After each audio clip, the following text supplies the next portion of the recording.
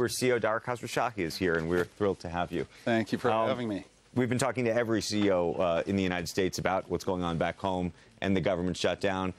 Interestingly enough, there are now a number of federal workers who are trying to make ends meet, being Uber drivers. Yes, we love it when new driver partners join the platform, but this is most definitely not how we want new driver partners to join the platform. How many have you seen join?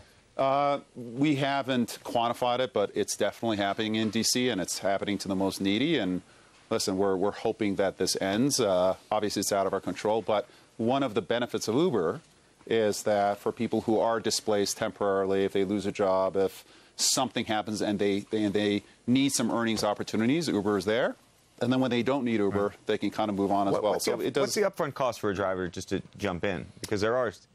You've got to own a car. Right. You've got to have a license. You have to do a background check, although we cover that cost for you. So the cost is really de minimis.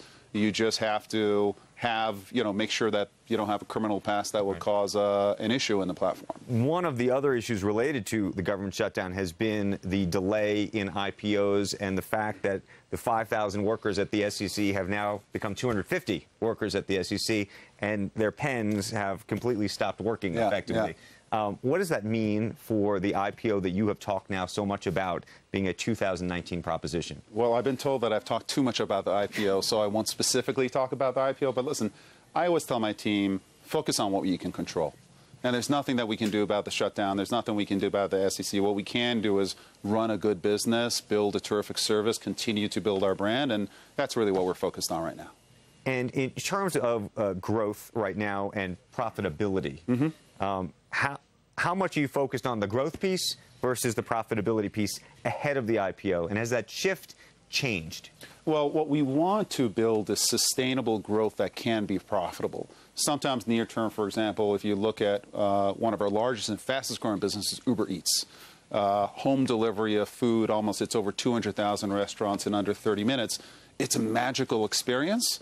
And we have had cities in which the Eats product has become profitable. But essentially, once we saw that program working, we're accelerating city launches. Early cities early on are unprofitable, but we know that the model is sustainably profitable over a long period of time. So we think about near-term growth with long-term profits. Hey, Dara, you just said that your message to your team is don't worry about the stuff we can't control, focus on what we can. So what's at the list of your worries of things that you can control, things that you'd like to really get your arms around? Well, I think that one area that we can control is making sure that our growth is now in concert with regulators of cities in which we operate. I think that in the past, and listen, to some extent it was a strength, but it's not something that is sustainable. We grew just purely based on consumer demand, and we didn't necessarily take the time to have a dialogue with society, with regulators, with cities as to growth that serves all of the constituencies. We're having that dialogue now. It sometimes causes complexity in our model, sometimes causes us to pause, but it creates a lasting model. And what's special about Uber is we're part of life in the cities. We're a huge labor force, et cetera. So we've got to take that time and have that dialogue. You know, it wasn't just that you weren't taking the time before you were there as CEO. I think the company's actual plan was to kind of sneak in under the radar and do as much as you could as quickly as possible. Are you still dealing with the after effects of like bruised egos, bruised feelings in some of these municipalities? I think in some, but I would tell you that the majority of municipalities, their goal is to improve life for their citizens, with the folks who live in their cities. And life with Uber, life with Uber Eats, life with jump bikes, et cetera, is better. And it's a question of how we can achieve our goals, but be respectful of some of the limits that they put on us. Talking about growth, but also talking about profitability, one of the issues that we talked so much about was autonomous vehicles, the role that Uber planned or expected to play in that, and now what appears to be a little bit of a retreat in that world. Yeah, I think we certainly took a retreat based on the accident that happened that last year, and we took that opportunity to really rebuild how we build product. But I do think that autonomous is an enormous technology. It will bring huge strides in safety, huge strides in making transportation available to more people around the world. anytime you have a technology that is as earth-shaking as autonomous, it doesn't come easy. But do you think that you need to be at the forefront of building and creating and inventing that technology and investing in that up front? Or do you think, or have you shifted your thought in terms of letting the Waymos of the world and others take that innovation risk, if you will, and then maybe later on either partnering with them and bringing them into your portfolio? Listen, if there's one thing that Uber is about, it's about innovation risk. I don't think it's a have to. It's we want to be at the forefront. And I think we want to be at the forefront because we think that building out autonomous technology in a live network, we don't need to build it for every single circumstance. We don't need to build it for bad weather. We don't need to build it for if there are accidents, et cetera. We can build autonomous and launch it for situations, simple situations, one step at a time. How has the timeline changed, you think? I People used to say 2020, realistically, we'd all be jumping in these cars regularly. People were talking about that. By the way, I think you might have been talking about that, too. I think that the timeline, it has proven to be more difficult than we thought. Because of technology or because of regulation? Yes. Both. Yes to both. Yeah. And I think that regulation is going to be play a big part in that introduction.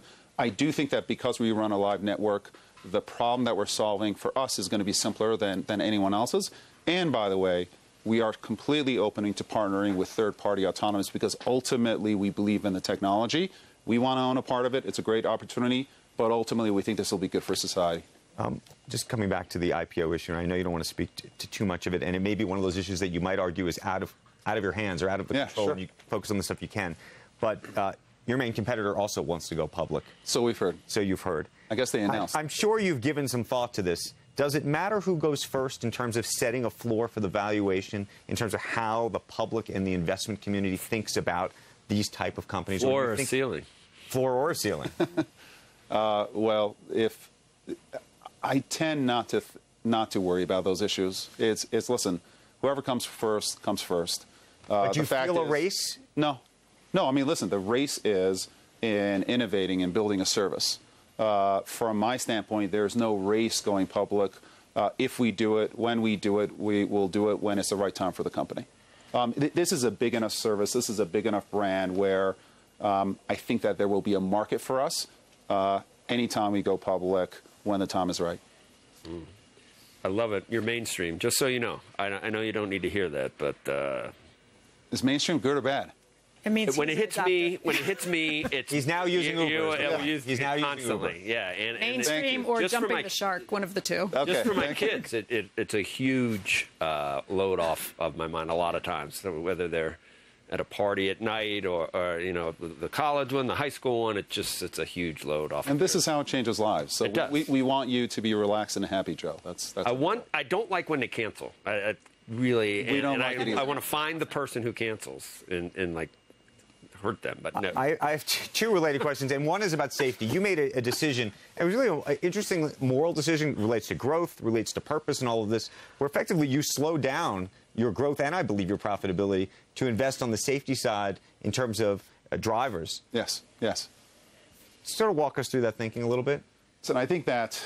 and what was happening that really led to that? What was happening was that my team and the operating team, the folks on the ground in Mexico, in Brazil, in the U.S., et cetera, they all came to me and said, listen, with the numbers getting this big, with our platform getting as large, we have to take responsibility for the platform. So I've got to give credit to my operators. This wasn't like the CEO, the moral CEO coming down. The team said, with a platform this big, and when you've got people's lives in your hands, this isn't about privacy. These are people's lives. We've got to invest here in safety, even if it causes short-term pain and growth. And we came together as a team, and we're building technology. We're making sure that the background checks, et cetera, all of that is being done.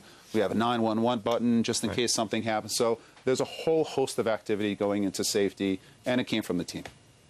And then final question, do we have time? I think we have two. I'm going to just go very quickly. Saudi Arabia. Yes. You obviously didn't go to Saudi. They're a huge investor. Has your view changed about whether you want to do business with certain countries, including Saudi Arabia?